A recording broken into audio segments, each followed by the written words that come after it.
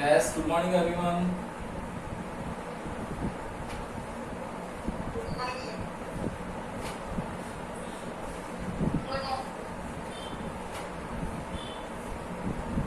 Good morning भाई, good morning. देखो, अपना चैप्टर नंबर 3 चल रहा था करंट इलेक्ट्रिसिटी। उसमें हम लोगों ने इलेक्ट्रिक सेल के बारे में पढ़ा था लास्ट क्लास में। याद है आप लोगों को? मैंने बताया था आप लोगों को कि इलेक्ट्रिक सेल जो है एक डिवाइस है, वो केमिकल एनर्जी को इलेक्ट्रिक एनर्जी में कन्वर्ट करती है। फर्स्ट चीज। दूसरी चीज, किसी भी इलेक्ट्रिक अप्लायंसेस के टर्मिनल्स पर पोटेंशियल डिफरेंस को सेटअप करती है इलेक्ट्रिक सेल। ओके, देन उसके बाद हम लोगों ने इसके टाइप्स देखे थे, primary cell and secondary cell. Primary cell में मैंने आप लोगों को बताया था लेक्लांशी सेल है, डैनियल सेल है, ये सब जो है वो प्राइमरी सेल है जिसमें हम लोग उसका रीयूज नहीं कर सकते। और आप लोगों के पास सेकेंडरी सेल जो था वो था बैटरीज। जितनी भी बैटरीज हैं, लेड सेल्स हैं, वो सब क्या है? सेकेंडरी सेल है जिनको हम लोग वापस चार्ज करके रीयूज कर सकते हैं। ओके, देन उसके बाद हम लोगों ने देखा था 3 डिफाइंस देखी थी। फर्स्ट डिफाइन देखी थी ईएमएफ। ईएमएफ क्या होता है कि मैक्सिमम पोटेंशियल होता है, पोटेंशियल डिफरेंस होता है कब? जब सर्किट में करंट का फ्लो नहीं हो। सेकेंड क्या था? Terminal potential difference. ये भी पोटेंशियल डिफरेंस ही है। ये कब है? जब सर्किट में करंट का फ्लो हो। तो सर्किट में करंट का फ्लो होगा तो एनर्जी का लॉस होगा। एनर्जी के लॉस होने से वो मैक्सिमम नहीं आ सकता है। तो टीपीडी में वर्ड मैक्सिमम नहीं लगा सकते। करंट का फ्लो नहीं होगा तब मैक्सिमम होगा, तब वो ईएमएफ होगा। और थर्ड था इंटरनल रेजिस्टेंस, कि आयंस का फ्लो होता है तो आयंस के फ्लो के अंदर कोई एक ऐसा आप लोगों के पास लिक्विड होगा या इलेक्ट्रोलाइट सॉल्यूशन होगा जो मोशन को अपोज करेगा, और उस मोशन को अपोज करने की वजह से वहां पर मूवमेंट नहीं होता है। मतलब वो इंटरनल रेजिस्टेंस है उस सर्किट का। क्लियर? तो EMF, TPD and internal resistance. Clear है? आज हम लोग करने वाले हैं, मैंने आप लोगों को लास्ट क्लास में बताया था कि आज हम लोग कॉम्बिनेशन ऑफ सेल करने वाले हैं।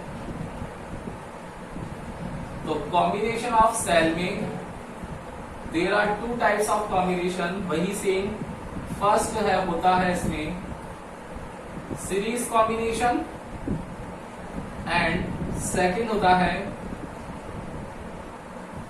Parallel combination. ओके, तो 1 बाय 1 स्टार्ट करें हम लोग इसको।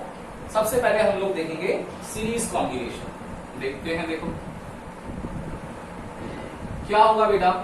इलेक्ट्रिक सेल का आप लोगों को सीरीज कॉम्बिनेशन करना है। तो सीरीज कॉम्बिनेशन मैंने आप लोगों को बता रखा है कि 1-2-1-2 पैटर्न चलता है। तो क्या होगा? एक सेल है, लेट्स सपोज ये सेल है प्लस माइनस। इस सेल को अगर मुझे इंटरनल रेजिस्टेंस की फॉर्म में शो करना है तो कैसे करते हैं? एक इंटरनल रेजिस्टेंस और ड्रॉ करते हैं, देखो ऐसा, और बॉक्स में बंद कर देते हैं। बताया था लास्ट क्लास में आप लोगों को, ये रहा देखो। फिर क्या करेंगे? दूसरा सेल लेंगे, दूसरा सेल ले लो, फिर ये प्लस और माइनस, और फिर इसके साथ में हम लोगों ने इंटरनल रेजिस्टेंस कनेक्ट कर दिया। तो लेट्स सपोज ये इंटरनल रेजिस्टेंस का ईएमएफ है E1, ये R1, इसका ईएमएफ है E2, इसका इंटरनल रेजिस्टेंस है R2। इसको बॉक्स में फिर बंद कर दो। देखो हो गया, सीरीज कनेक्ट हो गया। इसका फर्स्ट इसके सेकंड से, इसका सेकंड इसके अगेन फर्स्ट से, इसका फर्स्ट अगेन सेकंड से। 1-2-1-2 पैटर्न चल रहा है। और बाहर हम लोग कनेक्ट कर देंगे क्या? एक आउटर रेजिस्टेंस R। ये आप लोगों को मैंने लास्ट क्लास में बता रखा है। अब कैसे हम लोग लिखेंगे? तो आप लोगों को सबको पता है कि सेल है और सेल के अंदर यहां से करंट का फ्लो होना चाहिए। तो जब बेटा करंट का फ्लो होगा तो मुझे ये बताओ कि सीरीज कॉम्बिनेशन में हम लोग क्या पढ़ के आए हैं कि सीरीज कॉम्बिनेशन में करंट की वैल्यू क्या रहती है? कांस्टेंट रहती है, एंड पोटेंशियल डिफरेंस जो होता है वो डिफरेंट होता है। याद है आपको सीरीज पैरेलल कॉम्बिनेशन रजिस्टर का? वही सेम कहानी है। तो यहां पर पोटेंशियल भी क्या होगा? V1 होगा। यहां का पोटेंशियल डिफरेंस क्या होगा? V2 होगा। तो जो डिफरेंट होता है उसी को तो ऐड करते हैं। वहां भी डिफरेंट था, उसी को ऐड किया था। तो क्या करना चाहिए हम लोगों को कि वहां हम लोगों ने डिफरेंट था उसको ऐड किया, तो V equals to V1 plus V2 किया। अब वहां पर ओम्स लॉ लगता है तो V इक्वल्स टू IR इसकी जगह आई कांस्टेंट है R1 आई R2, आई कॉमन लेके हम लोगों ने काटा तो R equals to R1 plus R2 आ गया। लेकिन क्या हम लोग यहाँ पर यूज कर सकते हैं क्या ओम्स लॉ? नहीं कर सकते। यहाँ क्या करना पड़ेगा? सेल है तो सेल इक्वेशन है हमारे पास। सेल इक्वेशन कितनी होती है? V equals to E minus I R. Last class में लिख रखा है हम लोगों ने। तो क्या हो जाएगा बेटा? Because we know that according to cell equation, क्या होती है cell equation? Terminal potential difference is equals to EMF minus multiplication of current at internal resistance E minus I R. For the first cell क्या होगा? For first cell potential difference कितना हो जाएगा? V1। EMF कितना है उसका? E1। Current कितना है? I। इंटरनल रेजिस्टेंस कितना है? R1। And for second cell के लिए क्या हो जाएगा? V2 इक्वल्स टू कितना हो जाएगा? E2 minus I R2। Okay, total हम लोगों को पोटेंशियल डिफरेंस निकालना है तो क्या हो जाएगा? देयरफॉर टोटल पोटेंशियल डिफरेंस क्या आएगी value? V equals to V1 plus V2। हम लोग जब वैल्यूज रख देंगे यहां पर तो V1 की वैल्यू कितनी आ जाएगी बेटा? V1 की आ जाएगी E1 माइनस आई R1 प्लस E2 माइनस आई R2। ऐसा लिखते ही हमारे पास में क्या आएगा? इस E1 और E2 को साथ लिख लें हम लोग, माइनस I कॉमन ले लेंगे और R1 और R2 को भी साथ लिख लेंगे। क्लियर? ऐसा लिखते ही अगर हम लोग इसको फर्स्ट इक्वेशन से प्रूव करें तो फर्स्ट इक्वेशन में क्या है? ये क्या है? V टोटल है, मतलब V इक्विवेलेंट, ये एप्सिलॉन क्या है? एप्सिलॉन इक्विवेलेंट, और R क्या है? R equivalent. तो अगर हम लोग फर्स्ट इक्वेशन से कंपेयर करें तो on comparison by equation first क्या लग रहा है आप लोगों को? V इक्विवेलेंट V के इक्वल आ गया टोटल।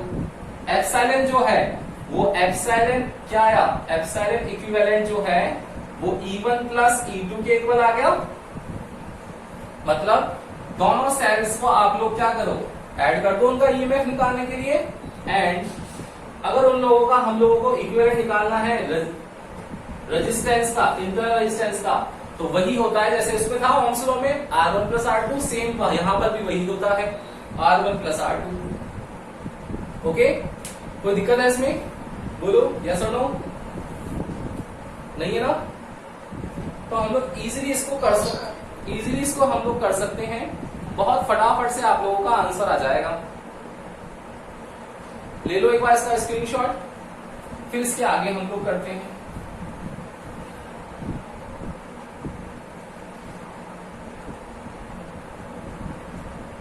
यस, ले लिया स्क्रीनशॉट? ले लिया?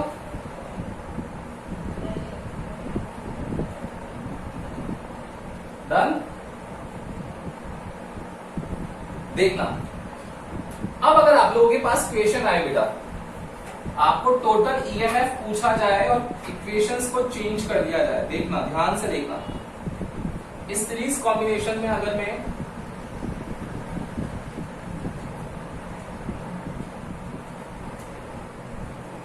फर्स्ट क्वेश्चन है, सेकंड क्वेश्चन है। फर्स्ट क्वेश्चन क्या है कि आप लोगों के पास प्लस माइनस ये है लेट सपोज 30 वोल्ट और ये है 15 ओम, या इसको वैल्यू को कर दो 1.5 ओम। दूसरा है माइनस प्लस, दूसरा है रेजिस्टेंस आपके पास में 0.2 ओम। ये कनेक्ट है इस तरीके से। आप लोगों का बोला गया है find E equivalent and R equivalent. क्या होगा मुझे बताओ आंसर। यस,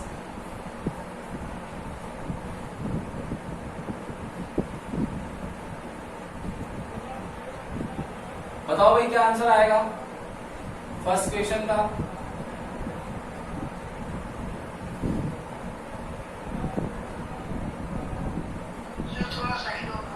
एक सेकंड बेटा, मैं वेरिफिकेशन कर दूं आप लोगों के लिए। दोनों का आपको डायरेक्ट आंसर बताना है।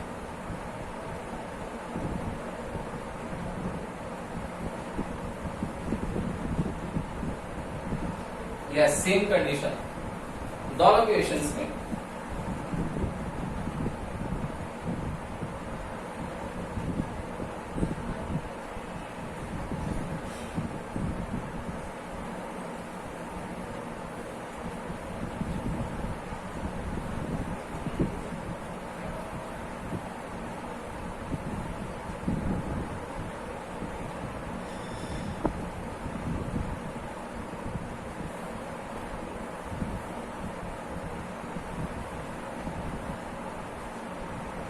कितना आ रहा भाई answer? EMF equivalent and R equivalent direct आ जाएगा फटाफट से। देखो इधर देखना, ये कंडीशन क्या अभी सीरीज कॉम्बिनेशन में करवाई वैसी ही है ना, कि इसका फर्स्ट इसके सेकंड से, इसका सेकंड इसके फर्स्ट से, देन फिर सेम वही। तो ई इक्विवेलेंट क्या होता है बेटा?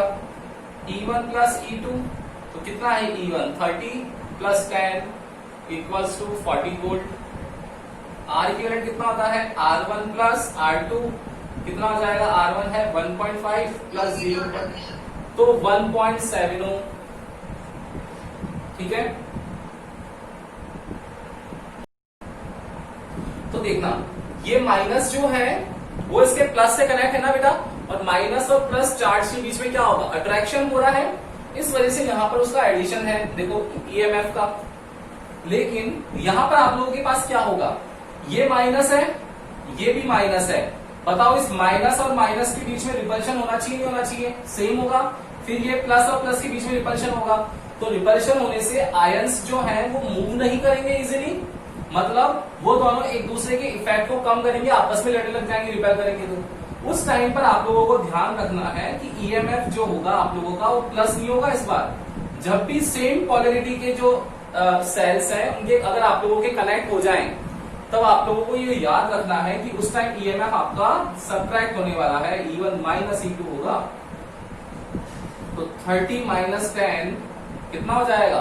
20 वोल्ट। लेकिन आर इक्विवेलेंट क्या रहेगा? सेम ही रहेगा, R1 प्लस R2, तो वो तो कितना ही आएगा? 1.7 ओम ही आएगा। ये तो सेम ही रहेगा, मतलब रेजिस्टेंस का प्लस माइनस नहीं होता है, मैंने आपको पहले ही बताया था रेजिस्टेंस का प्लस माइनस नहीं होता है टर्मिनल। ईएमएफ का है, तो जब सेम पोलैरिटी ऐड हो गए तब क्या करो? सब्ट्रैक्ट करो रिजल्टेंट, और अगर वैसा है तो प्लस कर लो। ओके, कर लोगे ऐसे क्वेश्चंस? एक बार ले लो इसका स्क्रीनशॉट और फिर पैरेलल कॉम्बिनेशन पे मूव करते हैं बेटा।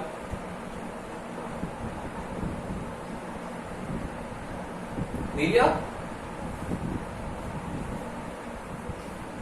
देखना, तो सेकंड है अब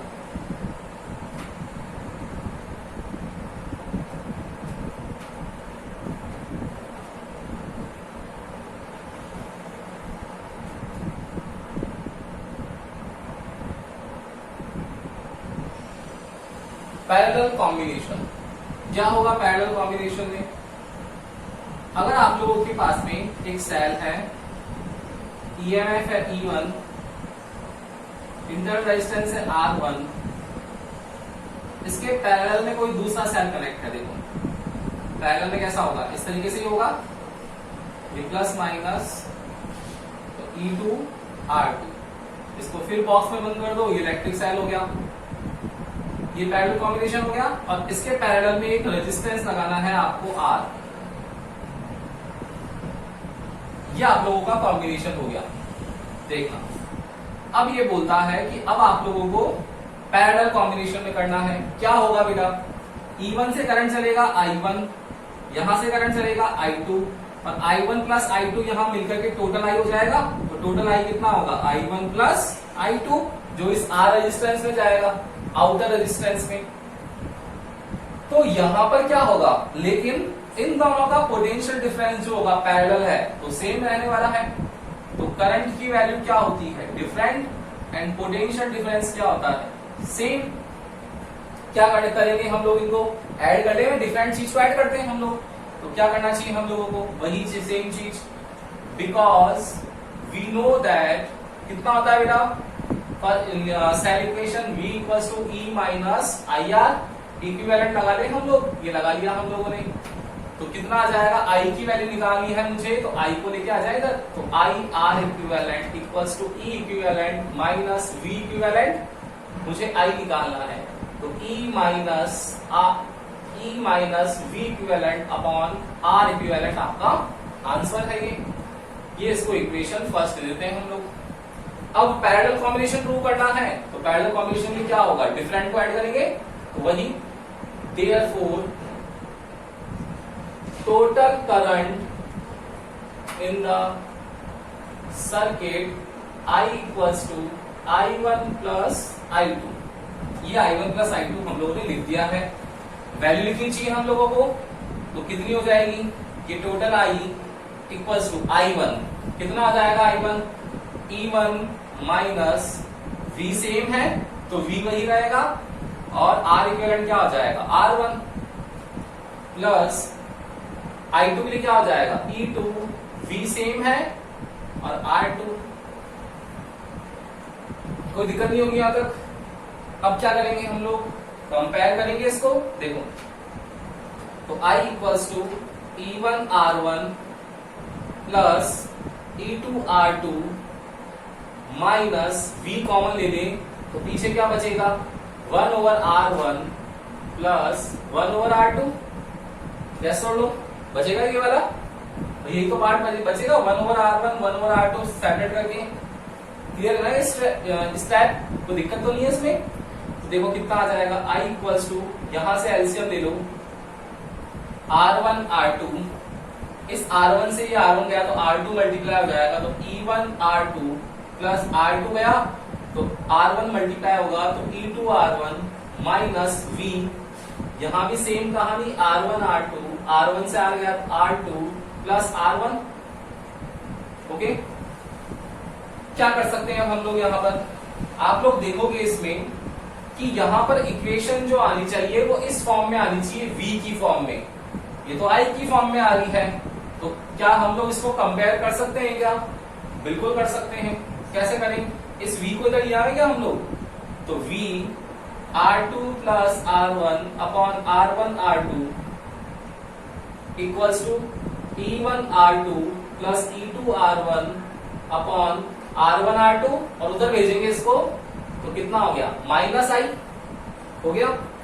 क्या ये इस फॉर्म में आया, क्या नहीं आया ना, V तो सेपरेट आता है बिल्कुल, तो क्या करें हम लोग, उसको ट्रांसफर कर दें, तो डिवाइड करेंगे तो कितना आ जाएगा, therefore V equals to E1 R2 plus E2 R1 upon R1 R2 divided by, क्या होगा, ये जाएगा नीचे इधर, देखो तो R2 plus R1 upon R1 R2 minus I divide हुआ तो रेसिप्रोकल हो जाएगा इधर, R1 R2 upon R1 plus R2, देखो ये कैंसिल हो गया, तो कितना बचा, V equals to E1 R2 plus E2 R1 upon R1 plus R2 minus I R1 R2 upon R1 plus R2, ये आप लोगों के पास में फाइनल इक्वेशन आ गई। कंपेयर करते हैं आपके पास आंसर आ गया, कितना आया कंपैरिजन पे, तो यहां से अगर मैं यहां लिखना चाहूं आप लोगों के लिए, तो कितना आ जाएगा, ऑन कंपैरिजन E इक्विवेलेंट आ जाएगा E1 R2 plus E2 R1 upon R1 plus R2, and R equivalent आ जाएगा R1 R2 upon R1 plus R2। यही तो हम लोग फाइंड करते हुए आए हैं, पैरेलल कॉम्बिनेशन यही तो निकाला था हम लोगों ने, और ये आप लोगों का EMF आ गया। देखो कितना इजी है, बहुत इजी है, आप लोगों को बहुत इजी लगेगा सेल कॉम्बिनेशन, और इसके क्वेश्चंस जो हैं वो आप लोगों के क्वेश्चंस कम आते हैं। आप लोगों को ये ध्यान रखना है कि यहाँ पर आप लोगों का डेरिवेशन इंपॉर्टेंट है। आप लोगों के पास जो रेजिस्टेंस का कॉम्बिनेशन था सीरीज और पैरेलल, उसमें आप लोगों के पास ये याद रखना कि सीरीज पैरेलल रेजिस्टेंस कॉम्बिनेशन नहीं आएगा डेरिवेशन, उसके न्यूमेरिकल्स आएंगे, लेकिन यहाँ पर आप लोगों के पास 70% चांसेस हैं कि डेरिवेशन आता है आप लोगों के सिलेबस में। 2000 सीबीएसई 2016 में, सीबीएसई 2016 में ये पैरेलल कॉम्बिनेशन का डेरिवेशन पूछा था आप लोगों को, 3 मार्क्स के क्वेश्चंस में। समझ रहे हो? सीबीएसई 2016 में 3 मार्क्स का डेरिवेशन था, पैरेलल कॉम्बिनेशन का आप लोगों का, और कितना इजी था, 3 मार्क्स इजीली मिल रहे थे। ठीक है ना? तो थोड़ा ध्यान रखना है बेटा इसके अंदर, बहुत इजी है। डेरिवेशन की वैल्यू है, डेरिवेशन 70 से 80% चांसेस है डेरिवेशन के, न्यूमेरिकल के तो लेस चांसेस होते हैं यहां से, लेकिन सीरीज पैरेलल रेजिस्टेंस का है अगर, तो उसमें न्यूमेरिकल ही आएगा, डेरिवेशन नहीं आएगा। ओके, आप लोगों ने स्क्रीनशॉट ले लिया इसका? अब देखना, अब इसके बाद ये हमारा इलेक्ट्रिक सेल का जो टॉपिक स्टार्ट कर रखा था हम लोगों ने, वो कंप्लीट हो गया। अब इस इलेक्ट्रिक सेल के बाद में अब अगर हम लोगों को रेजिस्टेंस की वैल्यू और निकालनी है, तो रेजिस्टेंस की वैल्यू निकालने का अब एक साइंटिस्ट था जिसका नाम था किरचॉफ। उन भाई साहब ने क्या बोला देखो,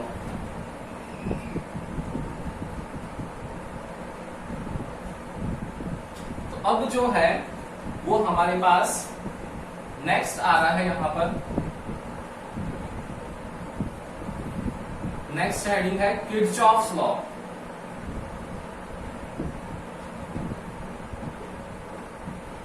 किरचॉफ्स लॉ क्यों नीड हुई किरचॉफ्स लॉ की? कि अगर मैं आपको बोलता हूं कि एक रेजिस्टेंस है R1, दूसरा रेजिस्टेंस है R2, इसको मैंने एक सेल से कनेक्ट कर दिया, स्विच दे दिया, और आपको बोला है ये 20 वोल्ट है, ये स्विच है, ये R1 2 ओम है, R2 3 ओम है। आप लोगों को इस सर्किट के अंदर टोटल R इक्विवेलेंट निकालना है एंड टोटल I इक्विवेलेंट निकालना है, एंड थर्ड निकालना है potential difference on each resistor, on each R। तो आप लोग फटाफट से निकाल के दिखा दोगे मुझे, कोई दिक्कत नहीं होगी। लेकिन अगर इसी सर्किट को मैं कॉम्प्लेक्स कर दूं, कॉम्प्लेक्स कैसे कि मैंने R1 ले लिया, R2 ले लिया, फिर इस एक सेल लगा दिया यहां पर, फिर मैंने R1 ले लिया, फिर यहां पर एक दूसरा सेल लगा दिया, फिर यहां R2 ले लिया,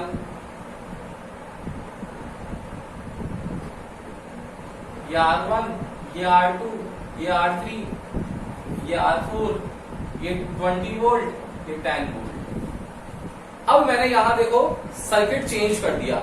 क्या सर्किट चेंज किया बेटा? क्या चेंज किया मैंने कि यहां पर आप लोगों के पास रेजिस्टेंस चेंज होने से कोई फर्क नहीं पड़ा, लेकिन आप लोगों के पास मोर देन वन सेल आ गया। ठीक है ना? तो किरचॉफ जो है वो क्या है, वो यही चीज है कि अगर आप लोगों के पास में सिंगल सेल है, याद रखना दोनों में डिफरेंस, आप लोगों से वाइवा में पूछा जाता है कि अगर सिंगल सेल है तो सिंगल सेल के लिए हमेशा ओम्स लॉ सफिशिएंट है, मतलब इजी सर्किट्स के लिए ओम्स लॉ अप्लाई होता है। लेकिन सर्किट में अगर कॉम्प्लेक्स सर्किट आ जाए तो कॉम्प्लेक्सिटी के अंदर आप लोगों को मोर देन वन सेल देकर के सर्किट को कॉम्प्लेक्स करेगा, उस टाइम पर आप लोगों को ओम्स लॉ अप्लाई नहीं होगा। उस टाइम कौन सा लॉ अप्लाई होगा? किरचॉफ लॉ अप्लाई होगा। तो for more than one cell, for more than one cell कौन सा लॉ अप्लाई होता है? किरचॉफ्स लॉ अप्लाई होगा। उस टाइम पर ओम्स लॉ जो है वो ओम्स लॉ की लिमिटेशन है कि ओम्स लॉ जब भी मोर देन वन सेल आएगा अप्लाई नहीं हो सकता। ओके, आएगा ये समझ में किरचॉफ लॉ की नीड क्यों है?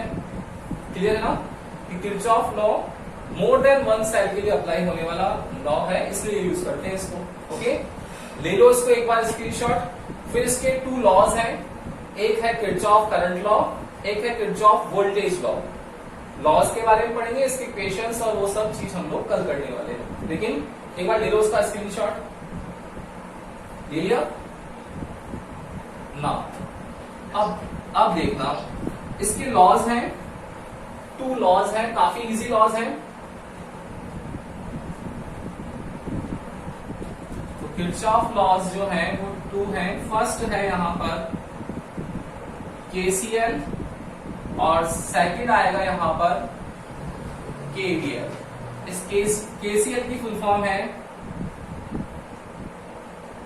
किरचॉफ्स करंट लॉ, एंड यहां फुल फॉर्म है इसकी Kirchhoff's voltage law, KCL and KVL. Okay, Kirchhoff current law क्या है? किरचॉफ करंट लॉ बोलता है कि ये जो लॉ है उस लॉ के अंदर जितनी भी आप लोगों के पास में इनपुट करंट है, वो इनपुट करंट का सम इक्वल होता है किसके? आउटपुट करंट जितना भी है उसके। कि किसी भी इलेक्ट्रिक सर्किट में, for any electric circuit, input current will be equals to output current. Okay, तो अगर मैं टोटल करंट की बात करूं तो क्या मैं टोटल करंट को अगर यहां पर ऐड कर लूं तो क्या है? करंट स्केलर है, सिग्मा लगाना पड़ेगा। सिग्मा आई इक्वल्स टू क्या हो जाएगा? 0। ये सिग्मा आई इक्वल्स टू 0। अगर वेक्टर होता तो ऐड करने के लिए यहां पर इंटीग्रेशन यूज करते, स्केलर है इसलिए सिग्मा यूज करा, तो सबका सम जो होगा वो 0 होगा। कैसे?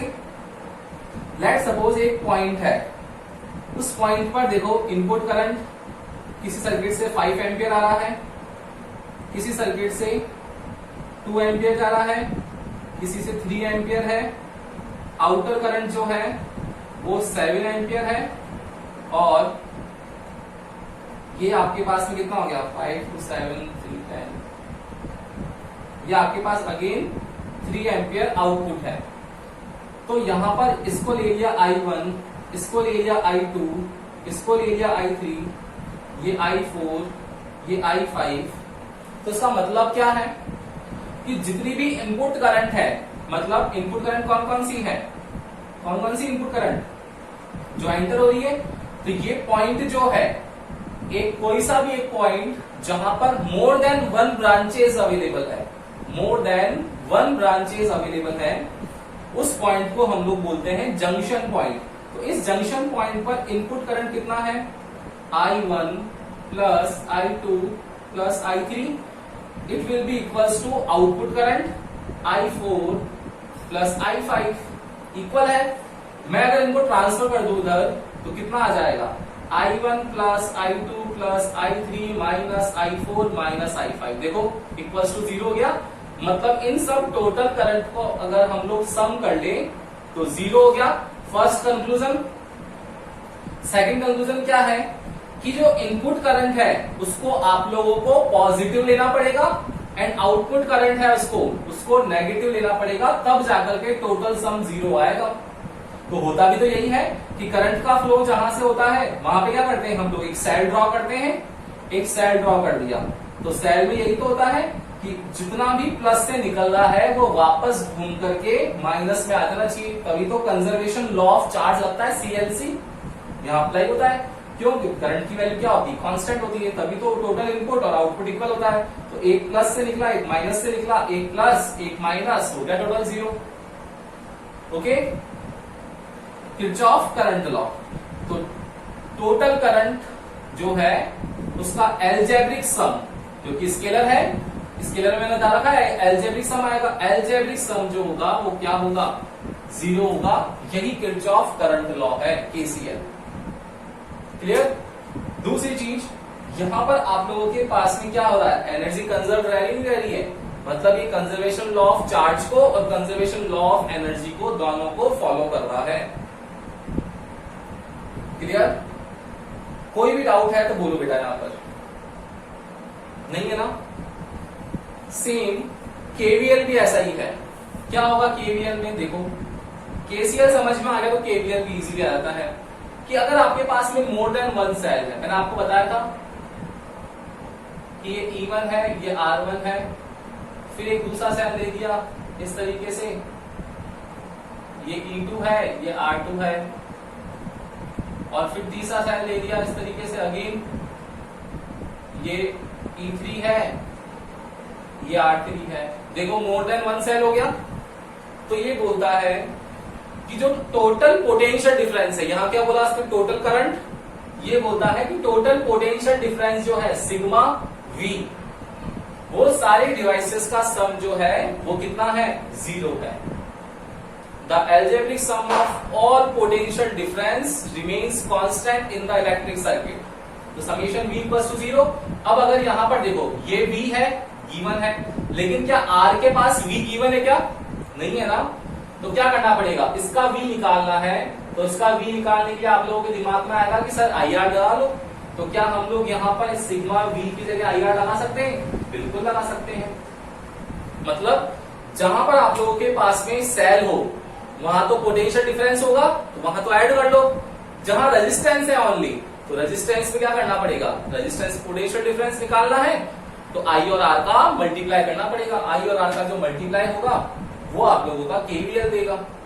तो केसीएल और केवीएल क्लियर है क्या? यस और नो? बोलो भाई।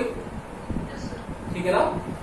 इस चैप्टर की रिगार्डिंग नोट्स जो हैं वो आप लोगों को सेंड कर दिए जाएंगे, ताकि आप लोग जो भी इसमें लैंग्वेज दिखती है, लॉज दिखते हैं, वो लिखो बेटा। 14 मिनट की क्लास में जितना हो रहा है मैं आप लोगों को कवर करवा रहा हूँ। ओके, जो भी डाउट आए देखना। कल इस दोनों टॉपिक से रिलेटेड मैं आप लोगों को क्वेश्चंस करवाने वाला हूँ किरचॉफ लॉ के। उसमें आपको क्लियर हो जाएगा, अटेंटिव बैठना इजीली समझ में आएगा। ठीक है, तो कल मिलते हैं अब हम लोग। Good day.